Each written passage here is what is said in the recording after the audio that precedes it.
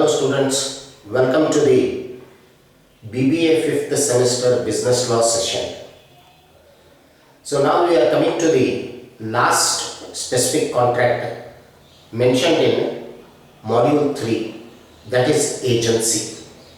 So this we are going to discuss.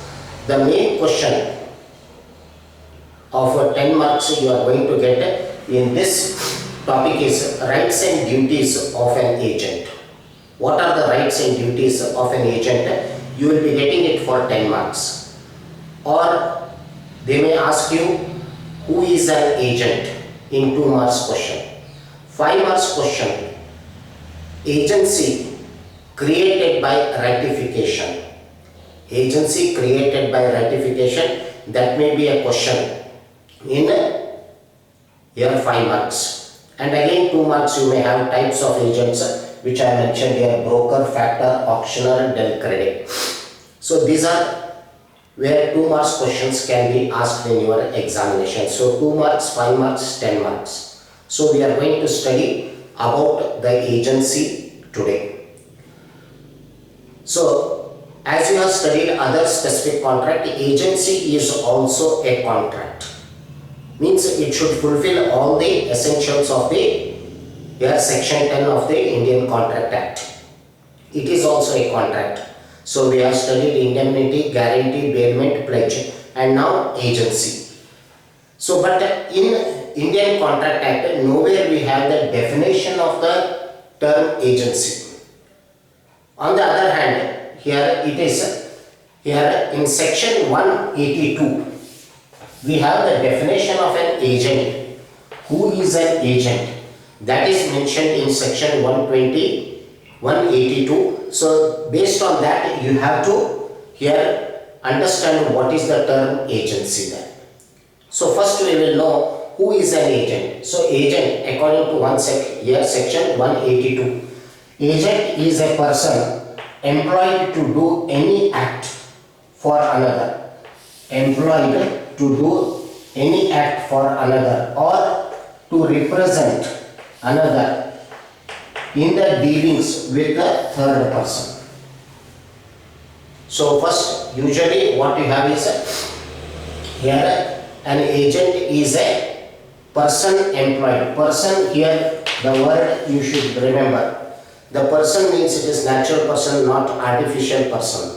So you know that in our second semester we have studied company is a person, but it is an artificial person.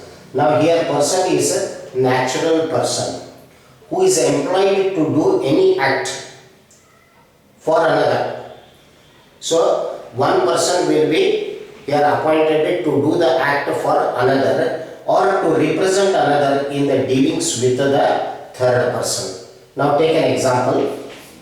A appoints B as his, mainly the manager, to look after his business. So A has appointed B as his agent, and he is also given the power to represent A in the dealings with the third persons.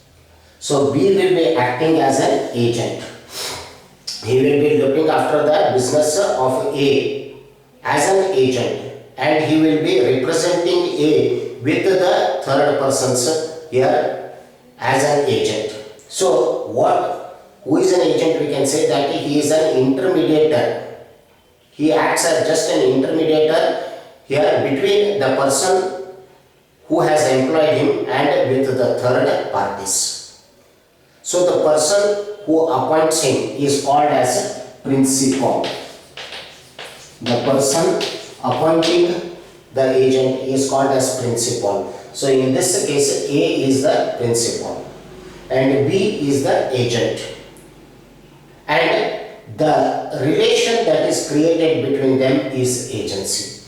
The contract that is established between them, we call it as agency. So agency here means where one person will be acting for another in dealings with the third person and establishes the relation between the third person and the person employing him, or that is the principal. So the agent, his main duty is to establish the relation between the principal and the third persons. And what we find is act of an agent is act of the principal. Means whatever agent will be doing, he will be doing as per the directions and the authority given by the principal. So he will be here acting according to the principal's directions. So whatever he does, it is as good as the principal is doing it. So what mainly the acts are done by the agent. The agent is not responsible for that. It is principal who is responsible there.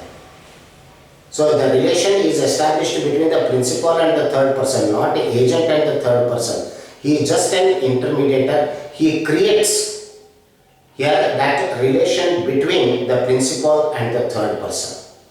So principal here in this case will be acting here with the third person through his agent. So agent is just an intermediator. So that is what you have to know, that mainly the meaning of agent. The person appointing him is the here mainly principal, and the person appointed is the agent, and the relation that persists between them is called as the agency, or the contract that is established between them is called as the agency. This is how you have to frame the meaning of the agency. In Indian Contract Act, we don't have the meaning of that here, the agency. And agents may be of different types. Different types of agents you will get it. Here they have been given: broker, factor, auctioneer, then credit. But before that you should know one classification. Merchant, here mainly agents are divided into two parts: mercantile agents and non-mercantile agents. Non-mercantile agents are like your lawyers. The mainly lawyers act as a non-mercantile agents. The mainly tax here mainly the consultants or auditors, they will be coming under here the non-mercantile agents. Mercantile agents here are important for us. We are going to study four types of mercantile agents: broker, factor, auctioneer, then credit. What is the difference between them? You have to just understand. It's a 2 marks question. So this we will first try to understand. Broker. Broker is an agent. Here popularly you can call him as a commission agent. He establishes the relation between the principal and the third person, and he will be getting some commission for it. Like we have got house broker. House broker means he who finds here a house for mainly here the third persons or to the principal. So the principal has directed him that you should find a house for the rent in a particular city, and the agent here mainly the person, the broker, he finds the suitable house for his principal there, and he is paid the commission. So his broker is also called as the commission agent, broker. But remember, broker, now here he may be appointed to sell the goods of the principal, but the goods will be not in possession of the commission agent. He just establishes the relation, and also he will not guarantee the performance of that here mainly the contract. He just mainly brings the party to the principal, and here he mainly says that he is ready to purchase your goods, and the principal will mainly, yes, I will here mainly negotiate the contract. So that negotiations will be done by the principal. The person, agent will be bringing only the person to the principal. So the broker, he will have that commission for that. He will find a suitable person for the purchasing of the goods, and he brings into the mainly principal, and principal has the negotiations. Performance of the contract is not guaranteed by the broker.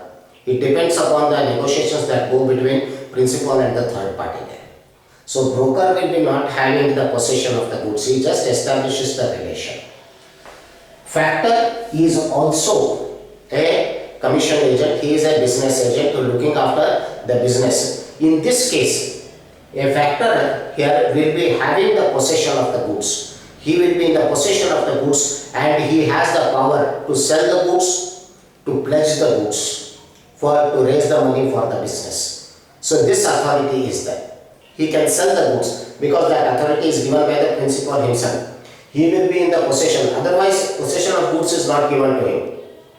He is given the possession of the goods and he can sell it, or he can even pledge it and raise the money for the business. So he is also a commission agent.